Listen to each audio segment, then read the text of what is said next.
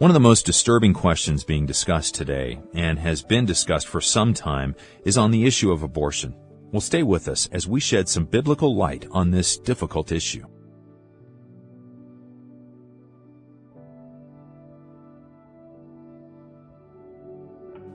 Now, this is something that is quite wonderful, and this is what I really want you to see. Verse 13.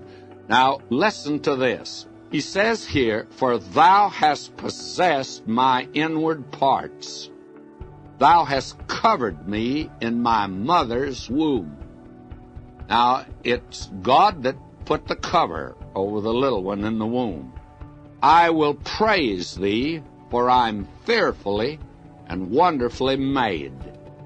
Man is a very wonderful creature, by the way, friends. "And marvelous are thy works, and that my soul knoweth right well. My substance was not hidden from thee, when I was made in secret and intricately wrought in the lowest parts of the earth." Now, down in the womb, at the time of gestation, he became a human being, David says.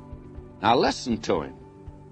"My substance was not hidden from thee." He was just a substance then, but he was David. He was a person. Verse 16, "Thine eyes did see my substance, yet being unformed." He was not formed even. He was nothing in the world but the fact that a man and woman had come together. And that is all. "And in thy book all my members were written." But there are no members down there. Notice this here.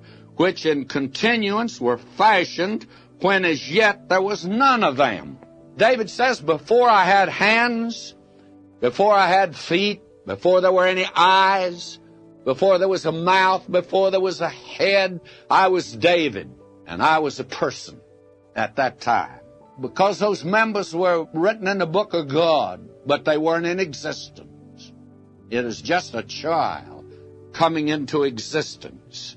And he says here this tremendous thing, "Thine eyes did see my substance." Now, I want to make a very strong statement. The minute that a couple come together, whether married or unmarried, at the moment of conception, a child comes into existence.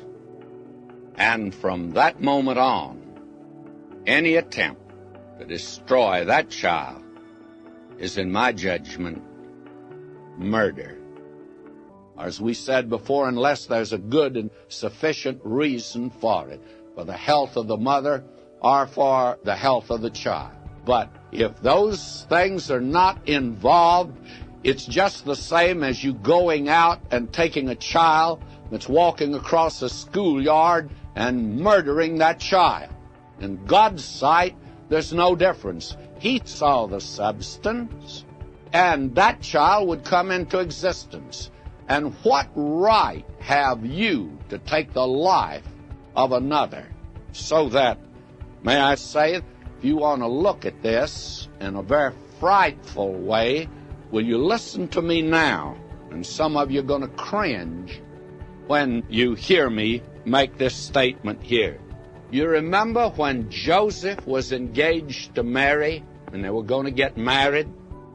We read in Matthew 1:19, "Then Joseph, her husband, being a just man and not willing to make her a public example, was minded to put her away privily." Now, instead of Joseph thinking of putting her away in that day, if Jesus had been born today, there would have been those who would have called for an abortion. You want to think over that for just a few minutes? May I say to you, abortion, according to the Word of God, I believe is murder. And there's no difference in that than to go out and shoot a little child down. We think that's horrible today. But we've got this silly notion today that if we don't see the child And if it's not quite formed yet, somehow or another, that makes it all right. Now, I know that I'm speaking to some today that have had an abortion. And somebody said, you mean to tell me that I've been guilty of murder? My friend, somebody needs to tell you that. And you say, well, what in the world can I do? I didn't know it. I think that you ought to go to God and confess what you've done, that you did it ignorantly. Paul said, I persecuted the church. I was the chief of sinners, but I did it ignorantly. He did the worst thing you could do. And God forgave it.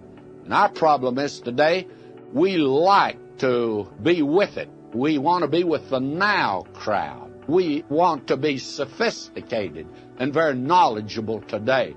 And unfortunately, there are many doctors that go along with that. There are many people that go along with that today. And they said, don't bring the little brat into the world. He'll be illegitimate. May I say to you, they should have thought of that before, not afterward. And it is, I think, a sin to prevent that little one from coming into existence. And what right have you, after beginning a life, what right even have you to stop that life? You can be forgiven if you've done that. My friends, that doesn't change the fact that abortion, as it's being practiced, and believe me, it's becoming prevalent today, it's murder. And it's murder that's being done in a sophisticated society in a very nice way. And I see very little difference between those ovens of Hitler in Germany and destroying lives of grown men and women, and then trying to destroy the life of a little one that hasn't even had a chance to be formed and be brought into existence.